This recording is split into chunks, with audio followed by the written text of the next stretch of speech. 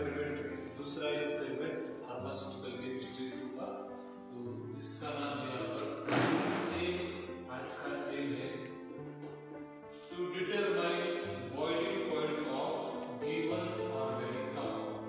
तो अगर आपको याद होगा तो हमने लास्ट प्रैक्टिकल में देखा था मेल्टिंग पॉइंट। अगर आपने वो वीडियो में देखा है तो वो वीडियो याद कीजिए। तो मेल्टिंग पॉइंट क्या है? एक ऐसा टेम्परेचर जिस टेम्परेचर के ऊपर सॉलिड कंपाउंड लिक्विड में चेंज हो जाता है, उसको हम कहते हैं मेल्टिंग पॉइंट। लेकिन अभी ये जो बॉइलिंग पॉइंट है, मेल्टिंग पॉइंट हम किसका ले सकते हैं? सॉलिड कंपाउंड का। तो मैंने आपको एक एग्जांपल बताया था कि अगर आप किसी कंपनी में काम करते हो और उस कंपनी में अगर कोई सैंपल आता है, फूड ड्रग आता है, अब वो आपको उसकी प्योरिटी देखनी है सॉलिड कंपाउंड की, तो आप प्योरिटी देखने के लिए उसका एक क्राइटेरिया है, उसका मेल्टिंग पॉइंट देख सकते हैं और स्टैंडर्ड के साथ कंपेयर कर सकते हैं। लेकिन अगर आपकी कंपनी में अगर लिक्विड आ रहा है या फिर कोई लिक्विड ऑर्गेनिक कंपाउंड है जिसकी आपको प्योरिटी फाइंड आउट करनी है, तो उसका आप मेल्टिंग पॉइंट नहीं ले सकते। वो मेल्टिंग पॉइंट क्योंकि आप अगर कैपिलरी में लिक्विड लेते हो तो बहुत ही कम क्वांटिटी में आएगा और वो कब बॉयल होगा आपको समझ में नहीं आएगा, और उसकी डेफिनेशन भी कुछ अलग है। जैसे मेल्टिंग पॉइंट की बहुत ही सिंपल डेफिनेशन है कि मेल्टिंग पॉइंट क्या कहता है कि चेंज इन फॉर्म, उसका सिर्फ फिजिकल फॉर्म चेंज हो जाता है, मतलब क्या होता है? सॉलिड का कन्वर्जन होता है लिक्विड में। तो इजीली आप पता कर सकते हो कि उसका वो जो कंपाउंड है मेल्ट हो चुका है। लेकिन लिक्विड का बॉइलिंग पॉइंट डिटरमाइन करना थोड़ा मुश्किल होता है। क्यों मुश्किल होता है? क्योंकि उसकी डेफिनेशन इस तरह से थोड़ी अलग है। बॉइलिंग पॉइंट क्या है? टेम्परेचर, एक ऐसा टेम्परेचर एट विच, एक ऐसा टेम्परेचर जिस टेम्परेचर पर वेपर प्रेशर ऑफ लिक्विड, एक लिक्विड का vapour pressure is equal to atmospheric pressure. Okay, तो अभी वेपर प्रेशर क्या होता है?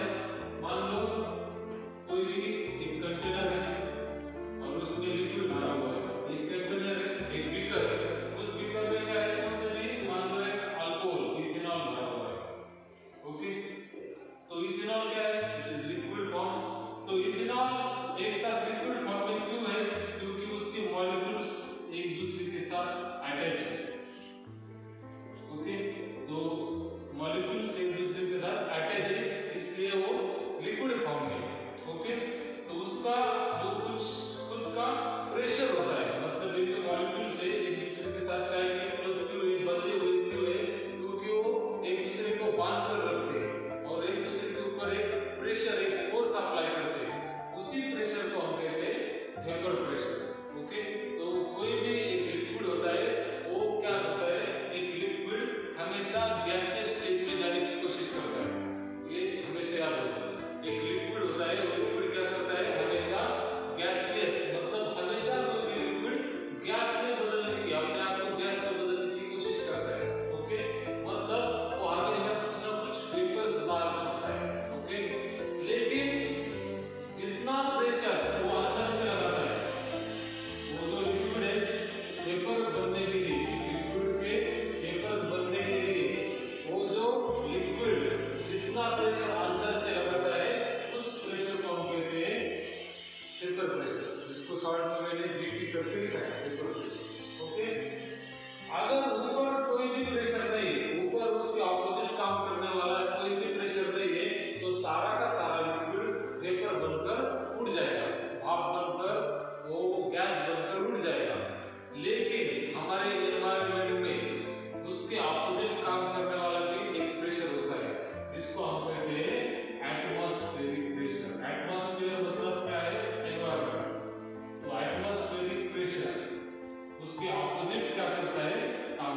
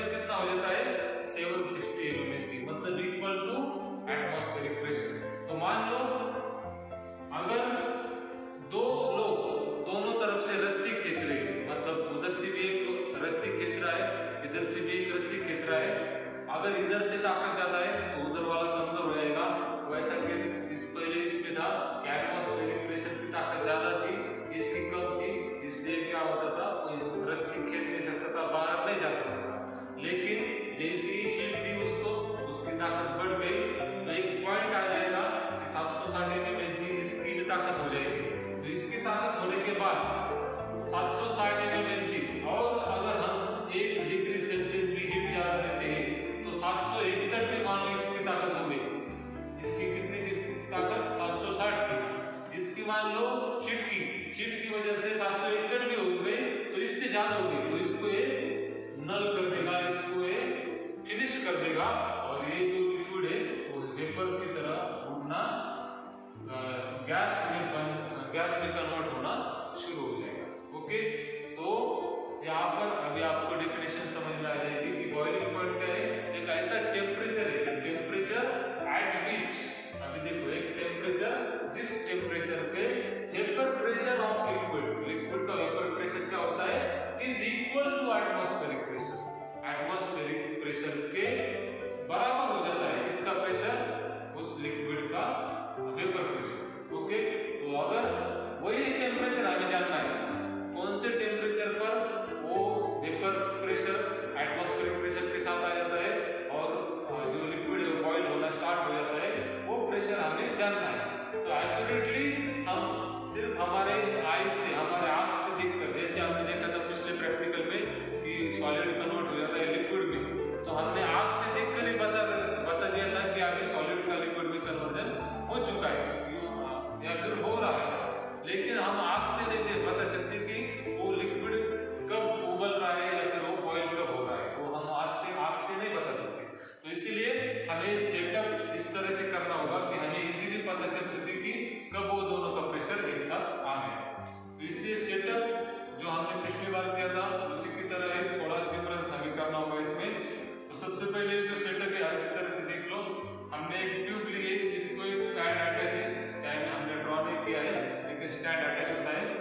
तो एक थायल्स ट्यूब अटैच है जिसका नाम है थायल्स ट्यूब, एक स्पेशल ट्यूब है। उसके बाद इस ट्यूब के अंदर हमने एक दूसरी ट्यूब इंसर्ट की है जिसको हम कहते हैं थर्मामीटर। थर्मामीटर के मदद से हम टेम्परेचर यहाँ पर देखते हैं। उसके बाद इस थायल्स ट्यूब में लिक्विड पैराफिन, एक लिक्विड भरा हुआ है जिसका बॉइलिंग पॉइंट बहुत ज्यादा होता है, इसलिए वो जल्दी से उबलता नहीं है और इसमें दूसरा कंपाउंड इजीली हम आइडेंटिफाई कर सकते हैं, इसलिए हम लिक्विड पैराफिन लेते हैं। इसके बारे में मैंने आपको मेल्टिंग पॉइंट के प्रैक्टिकल में बताया। बर्नर की मदद से हम इसको हीट करने वाले हैं। उसके बाद अभी हम क्या करेंगे, इस थर्मामीटर को यहाँ पर एक दूसरी ट्यूब अटैच करेंगे, तो इसको हम कहते हैं sodium fusion tube. Sodium fusion tube. तो सोडियम फ्यूजन ट्यूब थोड़ी सी बड़ी होती है, उसमें हम लिक्विड को फिल करेंगे। कौन से लिक्विड को? जिस लिक्विड कंपाउंड का हम बॉइलिंग पॉइंट लेना चाहते हैं उस कंपाउंड को हम क्या करेंगे, इस सोडियम फ्यूजन ट्यूब में फिल करेंगे और फिर उस ट्यूब को इस थर्मामीटर के साथ बांध देंगे। किस ट्यूब को?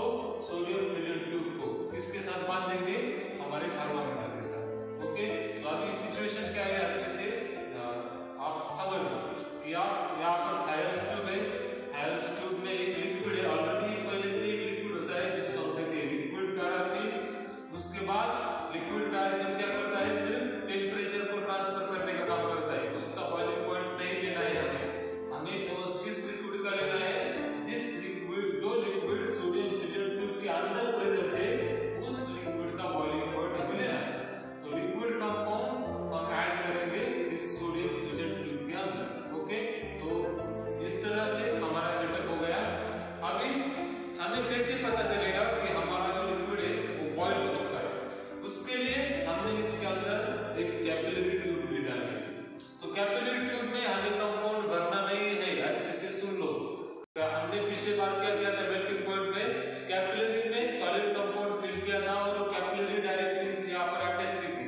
लेकिन इस बार हमें ऐसा नहीं करना है। इस बार हमने अटैच क्या किया है, हमारी सोडियम फ्यूजन ट्यूब अटैच की है और उसमें कैपिलरी ट्यूब का ऊपर का जो हिस्सा है, अपर एंड, कैपिलरी ट्यूब का अपर एंड हमें सील करना है जैसे हमने पिछली बार किया था, और उसका जो अनसील्ड हिस्सा है, जो भी सील नहीं है, वो हिस्सा हमें इस सोडियम फ्यूजन ट्यूब में डिप करना है।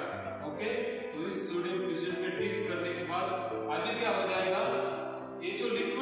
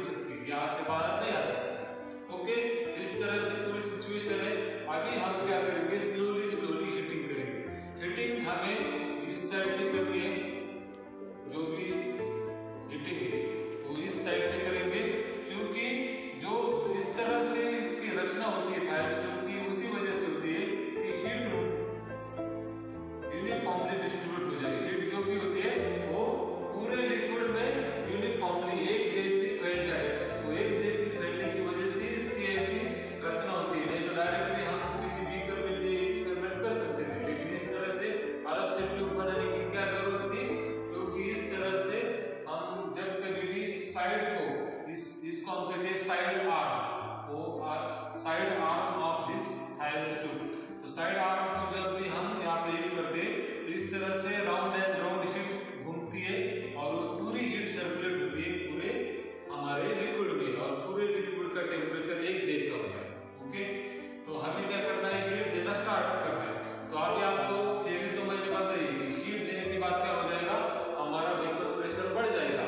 तो एक पॉइंट ऐसा आ जाएगा कि इस लिक्विड का, कौन से लिक्विड का, सोडियम फ्यूजन ट्यूब में जो लिक्विड है उस लिक्विड का वेपर प्रेशर ऊपर के एटमॉस्फेरिक प्रेशर के साथ जैसा हो जाएगा, उसके इक्वल हो जाएगा। किसके इक्वल हो जाएगा, vapour pressure is equal to atmospheric pressure. तो इक्वल होने के बाद अभी यहाँ से यहाँ पर जो वेपर से यहाँ पर जो हवा कह रहे, कहाँ पर हवा कह रहे, सोडियम फ्यूजन ट्यूब में हवा कह रहे, उसको बाहर आने की जगह मिल जाएगी क्योंकि यहाँ पर वेपर प्रेशर बढ़ गया है।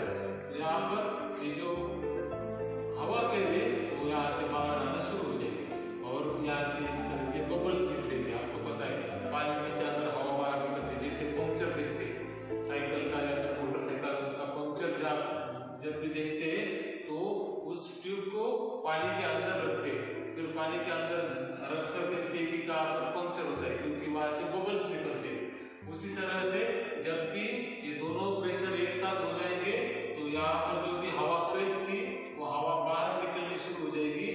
तो जब कभी भी ये बबलिंग, एक कंटिन्यूअस बबलिंग स्टार्ट हो जाएगी, क्या मैं आपको बोल रहा हूँ, कंटिन्यूअस बबलिंग स्टार्ट हो जाएगी। उसी पॉइंट को आप नोट कर लो, उसी टेम्परेचर को, जिस टेम्परेचर पर ये कंटिन्यूअस बबलिंग स्टार्ट हो जाएगी उस टेम्परेचर को आप नोट कर लो, वही हो जाएगा हमारा क्या है, बॉइलिंग पॉइंट। ओके, तो इस तरह से हम बॉइलिंग पॉइंट डिटरमाइन आज के प्रैक्टिकल में करने वाले। ओके, तो अभी हम स्टार्ट करेंगे। तो यहाँ पर हमारे पास सेटअप है, तो देखो यहाँ पर हमारे पास सेटअप रेडी है। सेटअप में देखो इस ट्यूब को हम कहते हैं थायल्स ट्यूब। देखो थायल्स ट्यूब की जो है इसको हम कहते हैं साइड आर्म। तो इसमें ऑलरेडी एक लिक्विड भरा हुआ है जिसको हम कहते हैं लिक्विड पैराफिन। तो अभी हमारे पास सारा सेटअप रेडी है, थायल्स ट्यूब भी प्रेजेंट है, थर्मामीटर भी है। इस ट्यूब को देखो, यहाँ पर एक आपको ट्यूब दिखाई देगी, इस ट्यूब को हम कहते हैं सोडियम फ्यूजन ट्यूब और इसमें ही हमें लिक्विड को फिल करना है। ओके, तो सबसे पहले हम क्या करेंगे, इस कैपिलरी का एक एंड हम सील कर लेंगे। ओके, तो सील करने के लिए बर्नर के ऊपर हम उसको सील करेंगे।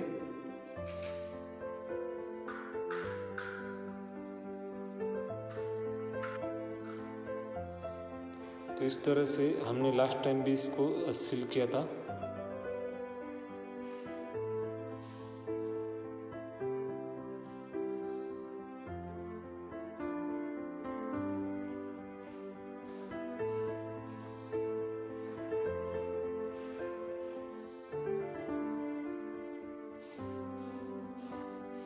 ओके, तो अभी सील हो चुकी है। आप इसको इस तरह से बेंड भी कर सकते हैं, कोई प्रॉब्लम नहीं है।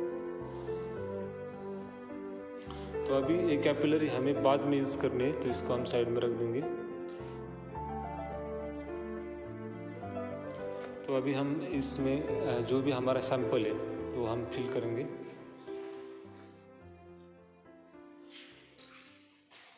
ड्रॉपर की मदद से हम उसको उसमें ऐड करेंगे।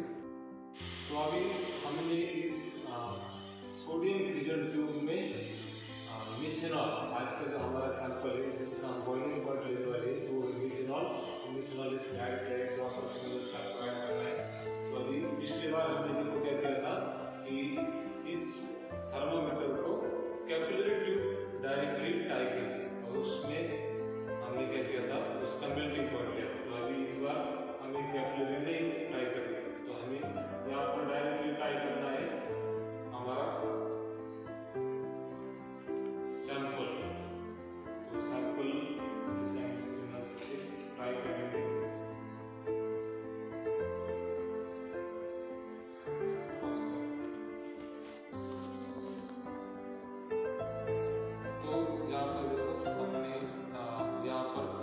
टाई कर दिया है।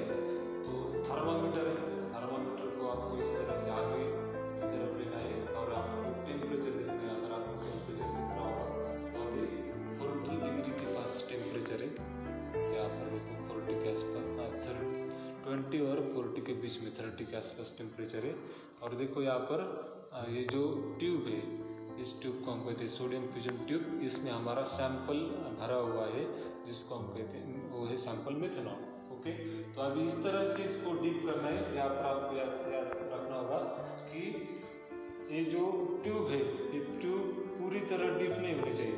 पूरी अगर डीप हो गई तो उस ट्यूब के अंदर, सोडियम फ्यूजन ट्यूब के अंदर ये लिक्विड पैराफिन चला जाएगा, जिसका हमें बॉइलिंग पॉइंट नहीं लेना है, हमें लेना है मिथेनॉल का, हमारे सैंपल का। तो इसलिए थोड़ी सी इस तरह से ऊपर ही रहनी चाहिए और इस तरह से हमको ऊपर ही उसको टाई करना होगा। ओके, तो इस तरह से आपको उसकी सेटिंग करके लेना है। और इसमें टाई करने से पहले हम क्या करेंगे, इसमें ये जो कैपिलरी देखो अपर एंड इसका क्या है, हमने सील्ड किया है। तो इसको इसी तरह से सीधा इस कैपिलरी सोडियम फ्यूजन ट्यूब में सेट करेंगे। सेट करने के बाद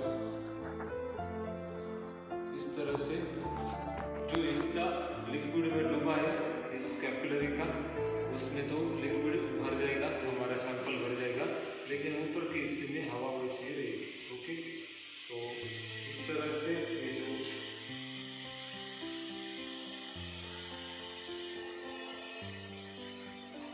सेटअप है हमारा सेटअप अभी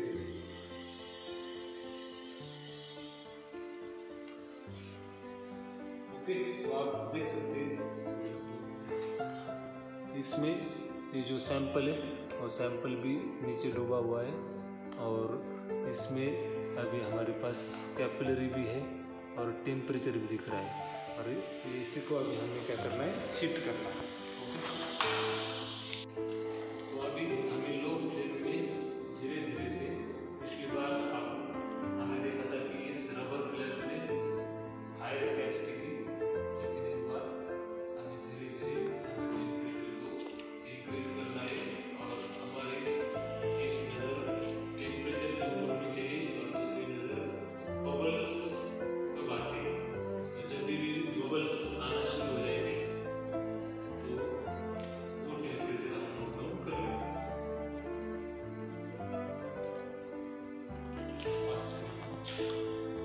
तो देखो बबलिंग शुरू हो चुकी है क्योंकि मिथेनॉल है और अराउंड 65 के पास हमारा टेम्परेचर है और बबलिंग पूरी तरह से शुरू हो चुकी है। थोड़ा उसमें वाटर कंटेंट गया होगा, इसमें शायद कुछ वाटर कंटेंट उस अल्कोहल में होगा, मिथेनॉल में होगा, इसलिए थोड़ा बीच में उसको आपको आवाज़ सुनाई देगा। लेकिन अगर प्योर मिथेनॉल है तो आपको इस तरह से आवाज़ नहीं आनी चाहिए, सिर्फ आपको बबलिंग उसमें दिखाई देगी। जैसे आपने यहाँ पर बबलिंग देखी वैसे बबलिंग, यहाँ पर वाटर कंटेंट इस लिक्विड पैराफिन में होगा। इस लिक्विड पैराफिन के अंदर अगर वाटर के ड्रॉपलेट भी जाते हैं तो वो जब भी हम हीट करते हैं तो इस तरह से वो उबाल मारता है। तो इसमें वाटर कंटेंट नहीं जाना चाहिए, ये भी आपको ध्यान रखना है।